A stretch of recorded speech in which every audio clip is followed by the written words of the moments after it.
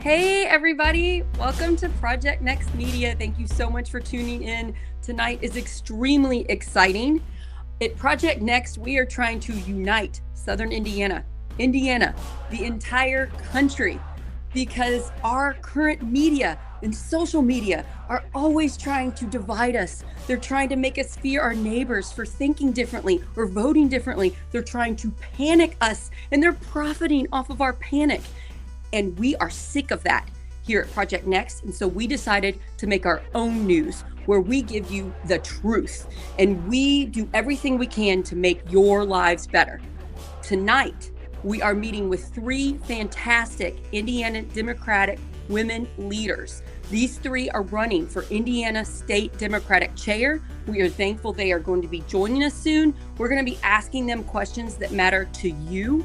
And most importantly, we are going to explain to you what you can do to help influence Indiana to have a less gatekeeping and more influence over our state politics, because we have extremists here in Indiana and we need to work together to stop it.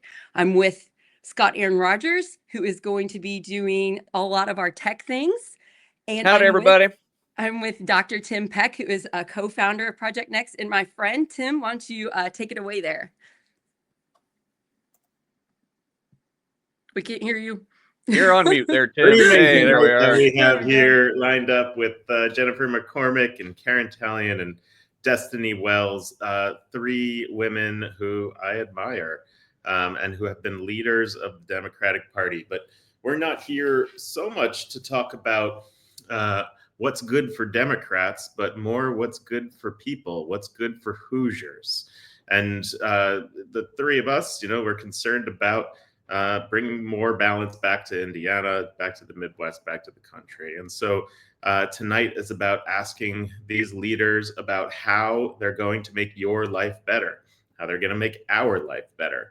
And we've had some questions lined up for them. I'm really appreciative that all three are joining us. There is a fourth person running for state chair in the Democratic Party. That's Derek Kemp. He was unable to come due to a prior engagement, and so sends his well wishes. But these people are running for state chair. Sarah, let's talk about that. What is state chair? How do you become state chair? Who's voting for you for state chair? And does, do our viewers, any old person, have the ability to even vote for state chair influence in some way? Yeah, so it is confusing, but I'm going to try to break it down to you. So only 30 people get to vote for who becomes the Indiana Democratic State Chair. And whoever becomes the chair has a lot of power over the Indiana Democratic Party. They can help with organization. They can help with our rules. They could change the rules to make them more open to people, or they could change the rules to make it harder for people to get in the Democratic Party. It's an unpaid position, and they have a lot of power over organizing the whole state Democratic Party.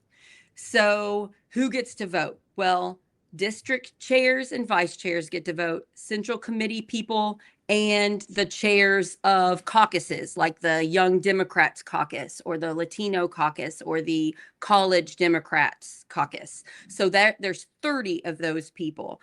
And we need to find out who those people are in our area in Indiana. So Tim and I are, and Scott, we're all in District 9. That's probably going to be Adam Dickey, who's our current chair, but they're going to elect a new vice chair. And the two of them will get to have two very important votes. So I will be talking to Adam Dickey and explaining who I think we should elect. And I encourage everybody else to do that. If you know who's going to be your Dem chair in your county, we're having elections for that March 1st. So we'll be electing a new Dem chair in Harrison County. The chair and the vice chair will get to vote for who's going to be the new district chair. So a lot of reorganizing going on in March. I'm a little nervous about it and excited. What about you guys? Yeah, I'm excited too. I mean, last 4 years, the Democratic Party has had someone named Mike Schmuhl. He was the campaign manager for Pete Buttigieg and obviously did some great work there to make a rise to national fame. And he did a yeoman's job, and now we are moving forward with what do we do, and who is it that the Democrats want to become here in Indiana? Does it want to look like the national party and the way it looks now, or the way it's going, or does it want to have an identity of its own? What's the messaging that it's going to bring forward? Who are the people that it's going to try to bring in, and are they going to widen the tent, as they say, bringing people in that aren't typically Democrats, or will they go more narrow and deeper into the people that is their base? And these things are really a group decision, but also very much at the discretion of the state chair, has a ton of influence on how this is going. Right. Yes. I am nervous about it. Personally, I want to widen the tent as wide as possible. We do not have very much power in the whole state right now. I believe it's less than 30% government of Democrat control in Indiana at the state level. And that means that extremists can come to power on the party that's in charge. That means you can get some really bad, scary bills, which we're seeing if you're following Mad Voters or if you're tracking other things on social media. It is scary right now at the State House. So we're nervous for a reason. I plan on living in Indiana my whole life. I think you guys do too. So absolutely. I want to help my state as much as possible. Yeah. And just a little shout out that we have Dr. Valerie McRae, who ran for U.S. Senate on the Democratic ticket, in the audience tonight. So, hey there, Dr. Val. Big hugs, big hugs. Yes, we love you. Thank you. Thank you for being on. Another strong, awesome woman. I love that she is all for mental health. I need to ask her to be on my mental fitness show that's coming up brand new soon, because we could use her. That's a great idea. Yeah. So one thing I want to bring up as part of this conversation is that we do have a lot of respect for Republicans. We like our Republican colleagues on the ground, our neighbors. We live in Indiana. Republicans are 2 out of the 3 of our neighbors, right? In many ways. And so, especially in our red district. And so what Project Next is something meant to bring a lot of people together, whether you're on what side of the aisle you're on, or more in the middle. And that is our goal. Today, we're talking about the Indiana Democratic Party. We have talked about the Republican Party, and we'll talk more about it as well. We also bring conservative voices onto our shows. We have a number of shows here that include Dr. Tim, which is a health and wellness show.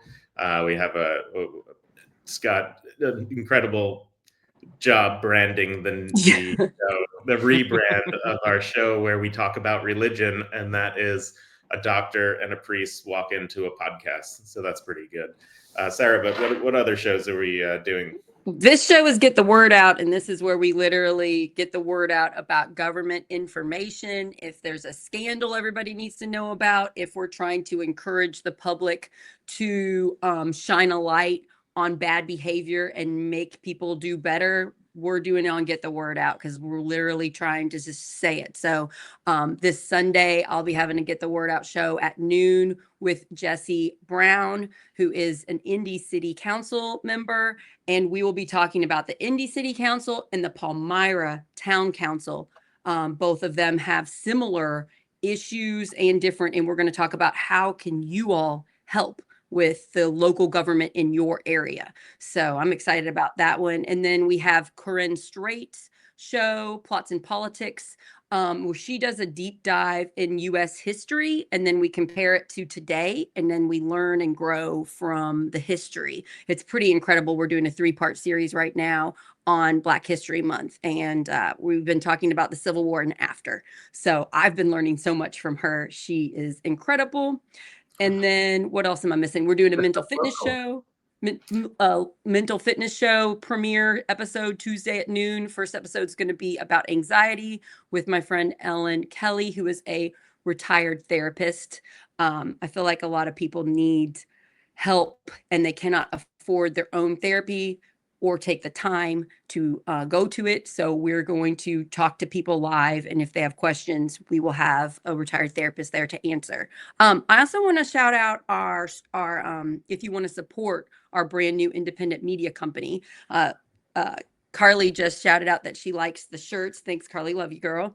And you guys can support our brand new independent media company by going to heyelmer.com/project next. And for your support, you can get a gift from the Hey Elmer store. You can get a sticker, a button, a magnet, a mug, a shirt, or hoodie, depending on how much you want to sponsor us. And that really helps us purchase equipment, pay for advertising, get us up and running. Yeah. And we're going to be doing our new on location shows. Tim, talk about that a second. Yeah, quickly, we'll talk about that and then we'll bring our guests on. Yes, let's do it. Lift Up Local is our on-site show. And so with the money that we were able to earn from the store that you just saw, we were able to get equipment that brings us on site. And we'll be going to local restaurants, local coffee shops, some local heroes, the pet shelter, other places that are kind of hyper local where we can highlight heroes and stories in our own community here in Indiana. Again, completely irrespective of what party they're in or what political persuasion. We're just going to. I cannot wait to highlight my Republican friends so people can see how wonderful they are, because there's a lot of fear that the media pumps out about different political party people, and it's just not true, except for the extreme people in power, you know. Okay. All three of our amazing guests are here. They're ready. Let's see. We've got Jennifer McCormick, who is a friend of mine. I love her dearly. She ran for Indiana governor, and she bumped up the percentage. She got so many more votes than the person that ran 4 years before her. I personally hope she runs for governor again. I will do everything I can to help her. And she is trying to save public education, which is very dear to my heart as a former teacher and as a mom of 3 kids who attend public schools. We have Karen Talion, who, hey, and then we have Karen Talion, who was a former state senator. And I believe she was minority leader when she was state senator. And so there's Karen. I've never met you, Karen. Nice to meet you. And then we have Destiny Wells, who is a friend of mine. I call her my real life superhero / badass. Those are my 2 names I call Destiny Wells. Destiny ran for Secretary of State. That's when I met her. A little over 2 years ago. And then this time she ran for Attorney General. And Jennifer and Destiny did very well for the red state that we are in, because we're not really a red state. We're a purple state with a voting problem, like Destiny says. So everybody say hi. It's so good to see you. Is your sound working? Can you hear me? I think so. Yes. We can hear you. Hi, Jennifer. Hi, Karen. Karen, I think you're on mute. So Did you talk, Karen? I can't tell. Did she talk? Karen, can you say hi? Oh, we can't hear you. Is she on mute? She's not on mute. Keep talking. All right. Perfect. Well, thank you for, while we're waiting for Karen, for being on. It's you're very now. I know. Big hugs, you guys. I miss you all. Can you hear me? Yes. Good job, Can you Karen. hear We me can hear now? you. Wonderful I job. had to- Yes. I had to turn off my telephone. Oh, I don't know what that was about. Okay. Well, it's often we're here and we want to get started right away. What we're doing here is we have 4 questions. The first 3 will be to only 2 of you, each of them.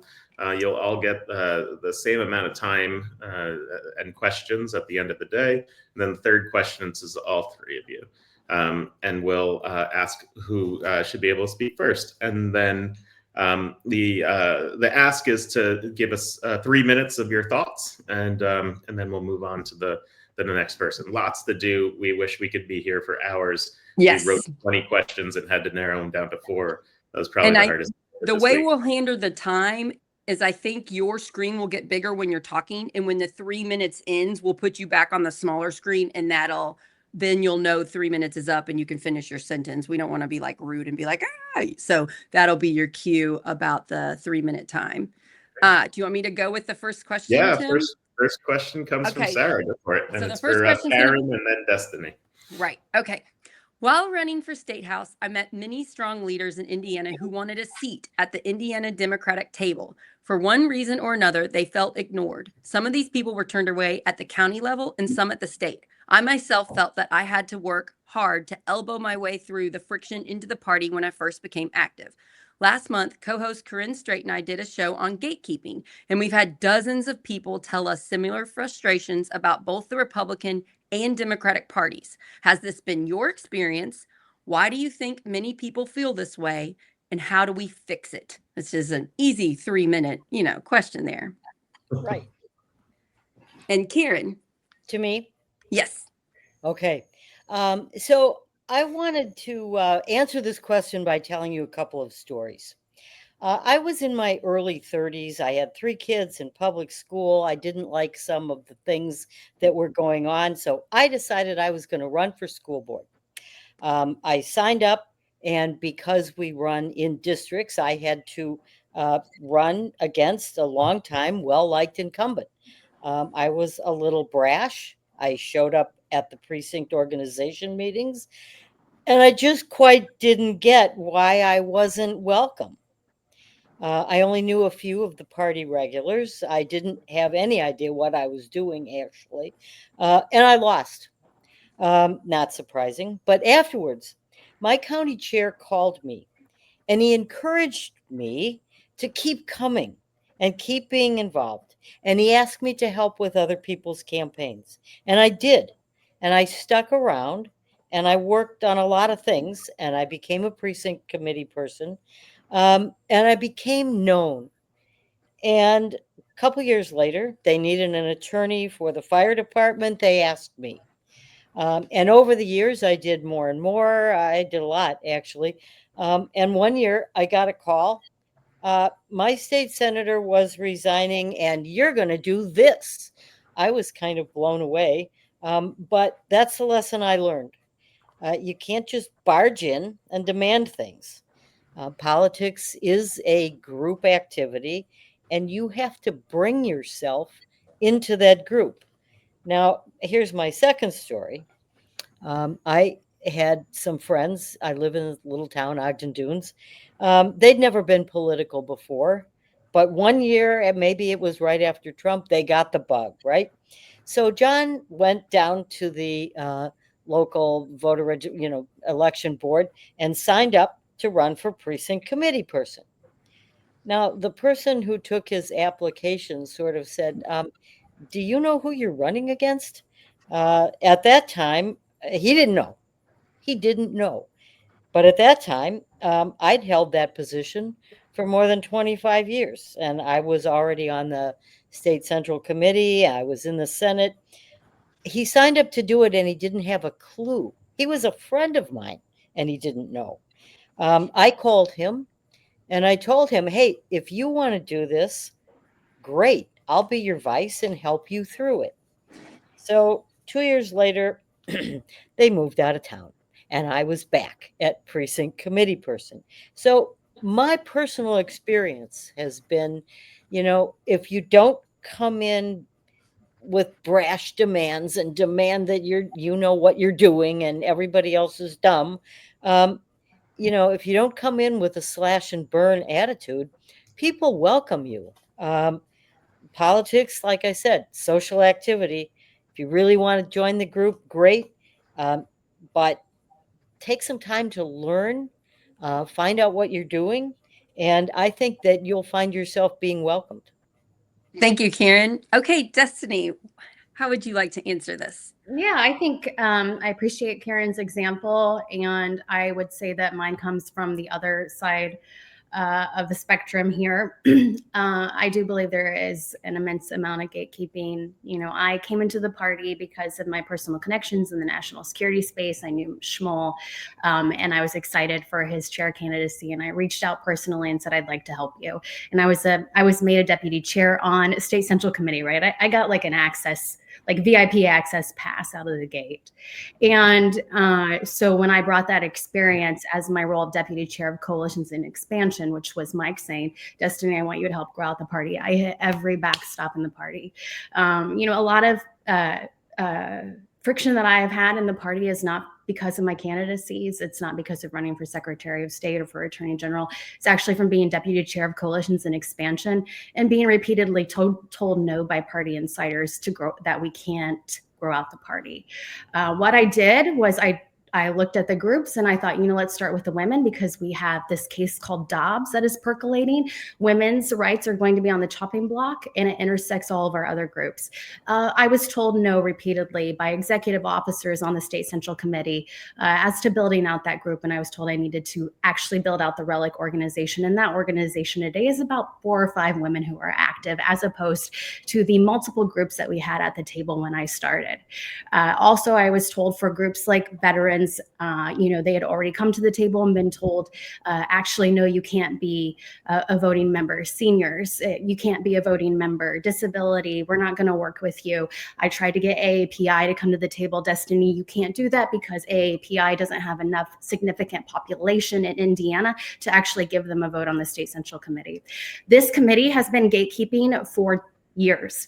Now, the DNC model did not start to actually include constituency caucuses until more recently. And so we are Indiana SCC is one of the holdouts in the country. We are one of the smallest state central committees. We like to keep our power centralized so that we can control it. That was great back in the day when we had power, but we don't have power anymore. We need to provide more on-ramps into this party. That is to stop living in maps that have been drawn by Republicans in congressional districts that do not suit us. We can do that piece. We can keep our congressional district model where we represent everybody, but we need to start breaking down the barrier so that we can have more on-ramps into the party and get smarter instead of just, telling everybody to kind of get lost. I was like, I'm just going to put it out there. I was a nice profile, veteran profile attorney, nice shiny candidate, but candidates really shouldn't be having too many opinions. And so I would say that, yes, we gatekeep. I have a plan to expand the party, to lengthen the table. I think it'll get out of one of the questions later. But definitely it has been my personal experience, and I've seen a lot of great people over the years walk away. Thanks, Destiny. Thank you, Karen. Okay, those were great answers, and they were different. So I love that. Okay, Yeah. Tim, you have the next question. Yes, I do. Thank you, both of you, for answering those and bringing a really honest approach to this. And I hope we can keep that up. This is for Jennifer and then Destiny. So I live in rural southern Indiana. I'm married into a farming family. It's a community that I love. And right after this show, actually, I'm headed to the Clark County Cattlemen's Association annual dinner. So I can tell you from experience of being there over the last couple of years, not many people voting Democrat at that meeting, but 20 years ago, mostly Democrats there. When preparing to run for Congress myself, I asked some of them, what would it take for you to vote for a Democrat? And one of them said, I am a Democrat, I've just been voting Republican. And then they went on to say that Democrats stopped knocking on their doors at some point in the last few years and stop caring about what they had to say. That's how they felt. Whether you believe that's or not or true, that's how they felt. And so when I ran for Congress and talking to the other candidates who ran for Congress in rural areas, we know that we didn't get any money from the state. We didn't get any money from the national party to support our races. And so really the question is, should the Democratic Party re-engage with the lost rural Democrats? And what should I say when I go to the cattlemen meeting in about an hour and they ask me, why should I vote for a Democrat? Jennifer.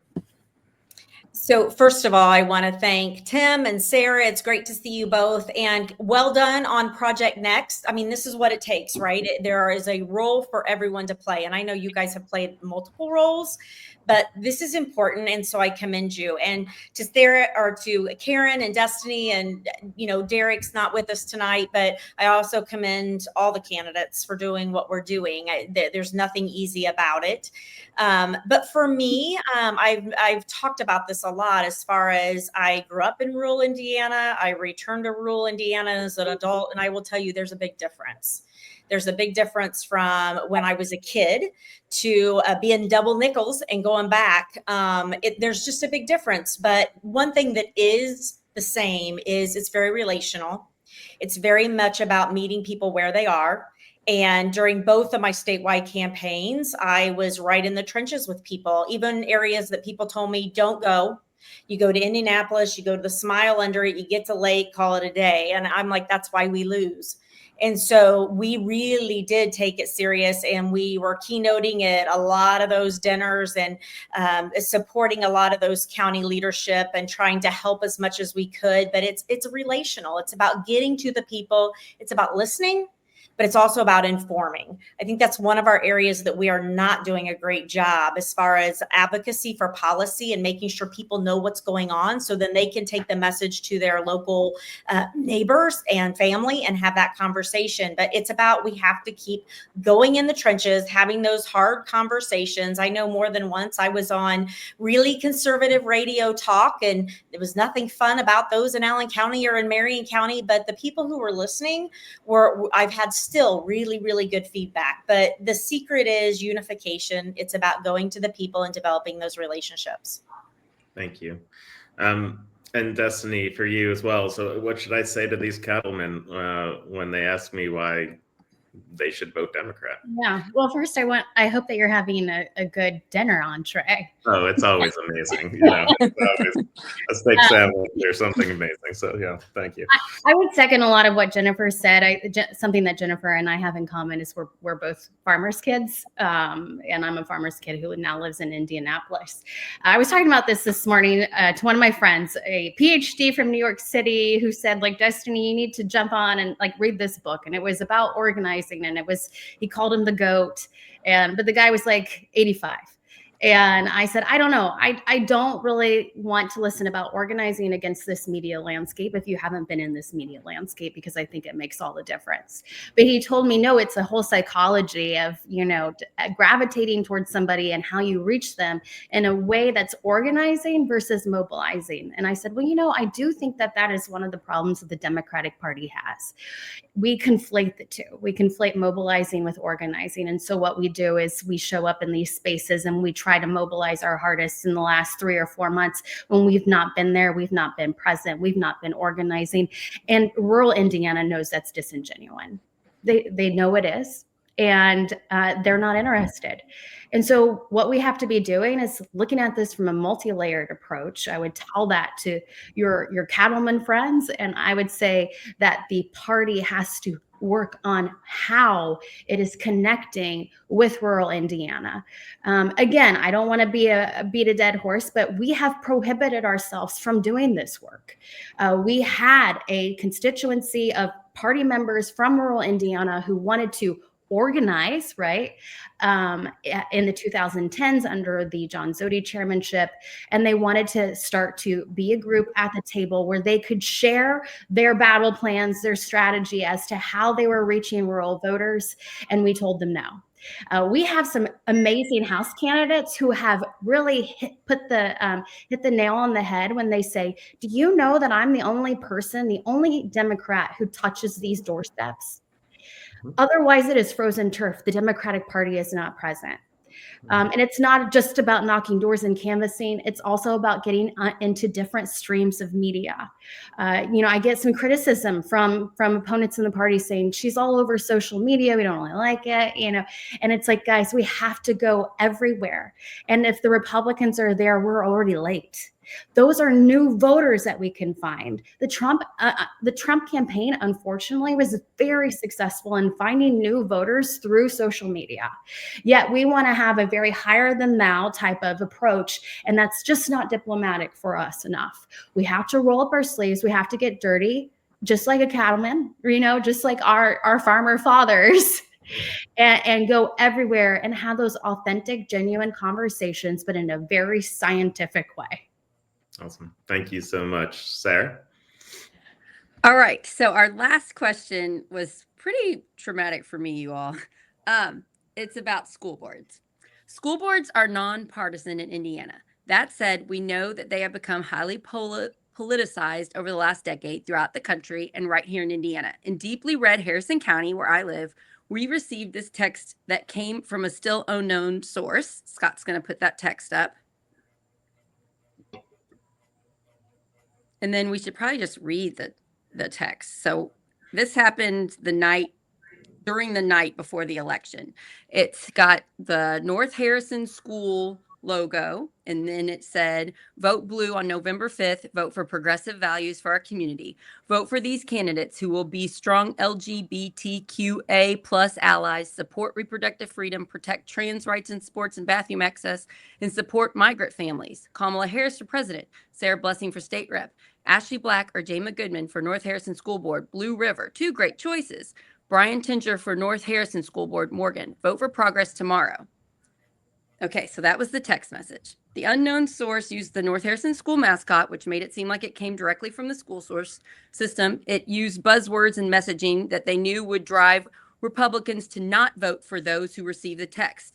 Jayma Goodman is a known Republican and was fast made to look Democrat. The text also acted like Brian Tinger was a Democrat. He is not. Jayma lost by less than 300 votes. Perhaps this was the difference maker. Should Democrats be running for school board as Democrats or as citizens? And who is going with that first? That's going to be Jennifer and then Karen. So it's a tricky thing. I, too, am very alarmed by what's going on. Unfortunately, we have a bill in the Senate and a bill in the House, and I am pretty confident that one will make it. And that means that school boards will become partisan, where you have to declare the parties. There are a lot of school districts in Indiana that are already having trouble finding people to run for school board because things have gotten so volatile and so unfair, and regardless of political affiliation. You have multiple groups across the state of Indiana who are beating the drum for a lot of the issues that we're hearing coming from the federal level, whether it's DEI or whether it's pornography in the classroom or whether it's, we're turning students into LGBTQ. And I mean, just all kinds of crazy that's going on right now, which is part of Project 2025. We know that it comes from Ziklag. We know it comes from ALEC. But again, it goes to making sure we are informing Hoosiers. There are a lot of people that have no idea that bill is moving and what it will do to districts. My fear is it also trickles down to the superintendent position, the principal's position, and your teachers, along with your support staff. So this could go really poorly quickly, and it won't stop. So we know there's a lot of money flowing into races. I would give IPS as an example, where we have the mayor of Indianapolis, who is a champion for charters. And there's a lot of money that is flowing into those races from Mind Trust, from equality or HQE, from a lot of different people. And so it's already becoming very politicized. And when that happens, the only people in the middle of that are going to be the ones who suffer are great educators, but most importantly, are kids. And so I'm very concerned about it. I do not think it should be that it should be partisan. It should be nonpartisan. But unfortunately, I think those bills are going to go because of who's pushing them and who's carrying them and the traction that we're seeing them get. So it's unfortunate, but I don't foresee us slowing down that train. The only avenue the next chair is going to have is to make sure we are informing people. And that goes back to, we've got to boost that up. We have got to make sure we have that arm of the state party and the absence of any other voice for public education right now, we have got to have someone who will champion where we are with things, and not just the partisan piece, but also the appointment piece. So there are different legislators at our state house who would want to see all of the elected school boards go away, and would rather just see appointments, and who controls those appointments are controlled by them. So we're seeing crazy at the university level. We're seeing crazy now at the K-12 level. It's not going to stop. You're not going to change their mind. You have to change the leadership. And as a party, yes, I agree with Destiny. We have to be, fighting the good fight. We have to do it in a way, though, that we're not dividing and we're taken serious. And there's a balance to that. I refuse to lower my standards for the sake of anyone. And I think a lot of people would be disappointed in that. But I am very, very concerned about that. Thank you. All right, Karen. Well, thank you. And Jennifer, I'm really glad I got to go second on this question, because now I can just agree with almost everything you said. I guess I have a little bit different experience, and I told you the little story before about how I ran for school board years ago, and it was only nominally nonpartisan. Everybody knew who was the Democrat candidate and who was the Republican candidate. So the nonpartisan was never really real, at least in my experience and in my areas. So everybody knew who was the Republican candidate and who was the Democrat candidate anyway. Now, it seems like we should be able to run local schools and divorced from all of the, baggage of national politics. But that's not happening. And I think it used to be that way. But it's not happening that way anymore. And a lot of it, we're having school boards now making crazy decisions about banning books or teaching creationism or sex education. Oh my God, don't even talk about that one. And all of these have become political decisions. So in a way, I think it's better to at least know who your politicians are, rather than have a sham nonpartisan election. And it's interesting, in that text that you sent around, I read that and I didn't get it that one of those people was actually a Republican. I thought the people that they were touting were Democrats. And so I can see that, if this is the kind of thing that's going to happen, maybe we do need to have people declare their positions. Now, I'm just going to tell you one other little thing, though. When I first started out in my little town, we had about, I was precinct committee person of about 10 Democrats, and the rest of the town was Republican. And, Democrats and women need not apply for any positions on the town board. Eventually, we got that to move by creating a party of the Ogden Dunes Party, where people all sort of ran as independents. My county chairman didn't like it too much that I was doing that, that I was behind that. But in the end, we now have a town board that's almost, well, there are 5 Democrats on the town board, although they don't run as Democrats. They run as independents. So, things can change, and you can manipulate the system to do whatever you want. But I really would prefer that people tell us what their beliefs are before they're running for office. Thanks, Karen. Just one thing I want to point out: if this does happen and school boards become partisan, I believe, correct me if I'm wrong, I believe that would make it so that the chairs of the county, the chairs of the Republican Party and the Democrat Party, would have a tremendous amount of power over who gets on that ballot. Our Republican state chair, our Republican county chair in Harrison County, Scott Fleur, has already bumped quite a few citizens off of the Republican ticket for the primary that he doesn't want to be in positions of power. So if we're putting politics ahead of our children, we could be getting great parents that aren't active in the Democrat or Republican Party, but are great advocates for public education, not even being allowed to get on the ballot. And that is something I personally am scared of. Is that correct? That's correct in a lot of the areas of Indiana, not all, but in a lot of them. Here's the other part of the conversation that they're not having. You know, there's a lot of people that are like, I'm in a really, really Republican area, and I don't want to declare publicly what I am. And that's going to force me to declare. And I have friends and family, and we all get along, but that's going to cause a rift right away. So then you're going to have good people that are like, I'm not running. And we need them to run. So the whole thing, there was a lot of testimony around what's not great about it. And I agree with Karen. There's a lot of people that but there are a lot of areas of the state that they really, really don't know what political affiliation they're with. So it'll be interesting, but unfortunately, I do think it's going to go. You know, we have the state house that in year 3, and Karen, correct me if I'm wrong, usually year 1, they dabble in the water and play around and get the bugs worked out and let people go crazy. Year 2, they short up, and year 3, it's going. And that's where we are.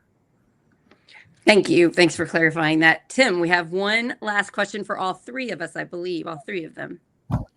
All 3, and we'll start with Destiny, then Karen, then Jennifer. There's been a lot of debate about should the Democratic Party be building the base versus widening the tent. Which way should we go, Destiny? Right. Both. It is a both and. You can't pick one or the other. And I think maybe, I don't want to speak for Jennifer, but like we've both been on the ballot recently, and you know that no matter how much you appeal to that crossover vote, even successfully, if you do not drive out your base, you will not win.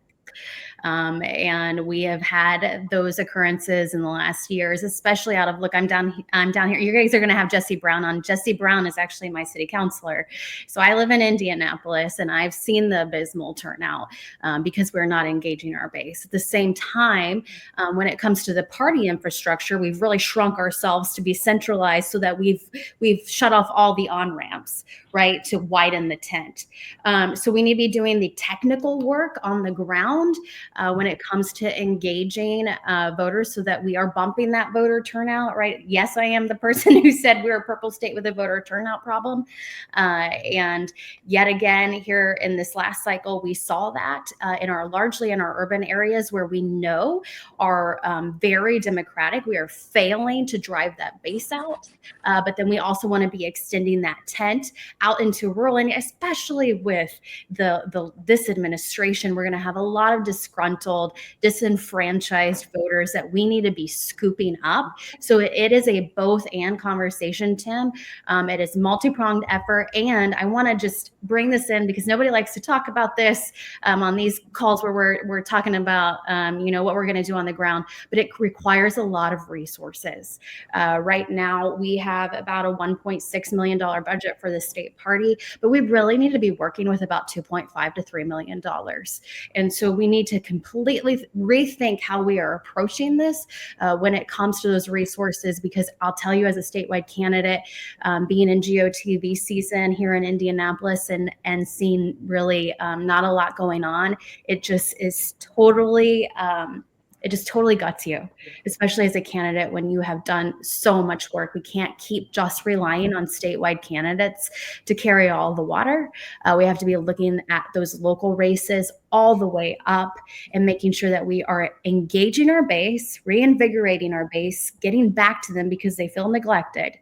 And then also expanding the tent and finding those new voters that will be the formula to win, and that will be what we need to edge out Republicans in the supermajority state. Thank you. Karen. Thank you. And thanks for having this forum. It's been really interesting. I have to say, I agree with Destiny. We need to incentivize voters. We are a purple state with a voting problem. So, I think there are 3 things And Destiny's also right. The answer is we need to do both. I thought that was maybe a trick question. But we need to incentivize voting. We need to build the base and bring back people that we've lost. And we need to bring in others. And so let me just talk about those. I was in a cab coming back, going to the DNC meeting, and talked to an Uber driver who didn't like Trump much, but then he admitted that he didn't vote this time. And my ears pricked up, and I said, "What? You have to tell me why." And he said, "Well, A, I'm kind of lazy, and I'm not sure if my vote's going to matter anyway. And B, I didn't want to take a half a day off work." We need to incentivize those people and make them understand why they want to vote. The second thing is building back the base. And one of the big groups that we have lost, who is not sitting at the table for some time now, is labor, union labor and non-union labor. For that, I think I'm uniquely qualified because I have sat on the labor committee in the Indiana Senate in the minority for 16 sessions. I worked on every labor issue that there was. I fought the right to work wars, but I also worked with bipartisan groups to reform unemployment and work comp and pension oversight. We did all this work. The Indiana unions know that I spoke for them then, and that I will continue to do that. I think I can bring them back to the table. And the third thing is expanding the tent. I think we need to do this. The Republicans have been doing it for years. We need to do it through issues. My sister called me the other day. She was on a big tear. "They better not mess with my national parks," she said. Yosemite had just closed their campgrounds. Seasonal workers, all of them had just been canceled. Workers that I know personally in Indiana work at the Indiana Dunes National Lakeshore, just been fired. So I say to myself, do you think all those families who buy campers and drive around to the national parks are all voting Democrats? And I am sure that the answer to that is no. They're going to be pissed. And we have a tremendous opportunity right now to take advantage of all those groups that Trump and Elon are making mad. We have many issues. Pick one: vets, healthcare. Identify them, target them. We can get them back. Thank you, Karen. How about you, Jennifer? Yeah, I too want to thank you guys for this opportunity. And again, well done on Project Next, loving the gear. It's interesting for me. And as I am reminded when I get the calls that someone's talking trash about me and it's drama and because I was a Republican, and I'm like, you know what? I'm so over it. I'm like, I don't have any patience for that. There's too much to do. I'm like, are we, 16? I'm like, come on. So I think there's a couple of things. One, when we widen that tent, that purity test that people will say, we got to stop it, but then they're doing it. So it's a matter of widening the tent, but doing a real honest look at the purity test to get in the tent, because we can't afford to lose anyone who's interested in and supports our values. We can't. The other part of building the base is, I would argue, having traveled the state twice now and seeing the difference, I'm not even sure we can identify a lot of the base because our data is so bad. Our programs have not been updated. People have been disenfranchised, or people are coming and going and moving. So I think there's a lot of work that we need to do in identifying the base, shoring the base up, and making sure that we have the right leadership at the local level who will listen and who will ask, what do you need?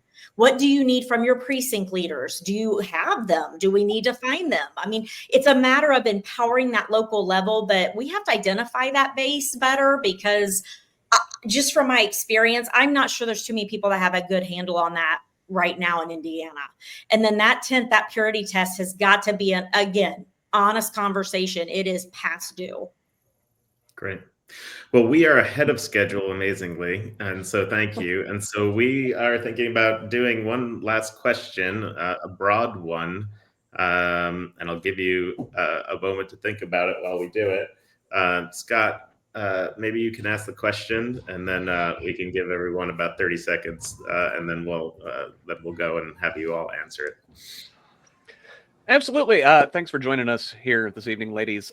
So a lot of Hoosiers are leaving the state, given our current situation and our government, and a lot of the people that are stuck here because they can't leave the state wish they could. Give those people and us some hope. What do you see as hopeful for Indiana's future? And And so let's start with Destiny. I guess she went first last time, so we'll come back to her. Oh, so I go first twice. No, I'm just kidding. Karen and I are both lawyers, and Jennifer just asked herself. So you have to be careful, trying to do equity amongst the three of us. Yeah, we haven't heard from you in a while. Look, I can't tell you that you should not do the best for your family. If circumstances push you in a direction that is out of the state or you must relocate, we are amongst unprecedented times. And I know you, Scott, you said to be hopeful, but I think what we miss in the party often is that we're not pragmatic or realistic. The damage that is being done to our institutions right now and our rule of law underpinnings will take decades, if not a century, to fix. And so I would say, but that is why some of us stay and fight, and that we, all of our passion is wrapped up into trying to rectify the situation the best that we can. And this is a public call out that we want your help. We need your help. This is not the Democratic Party of the past that gatekept. This is a Democratic Party that is looking to the future and knows we need everybody. We have to change the culture of the organization. We have to change our philosophy and how we interact with the public.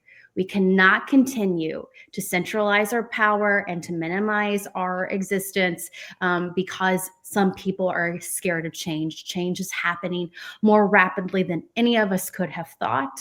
And so my hope is that as a collective, that we do this together. And so I would say that is my hopeful message, is that this is the opportunity, the public call out, the people who have been on the calls that have been looking for their way into the party. This is the moment to get there together. Thanks, Destiny. Karen, what about you? What gives you hope? What gives me hope? Well, that's slightly different version of the question. So I have to tell you that I have 3 children. They all live out of Indiana now. They're all adults and they've moved elsewhere.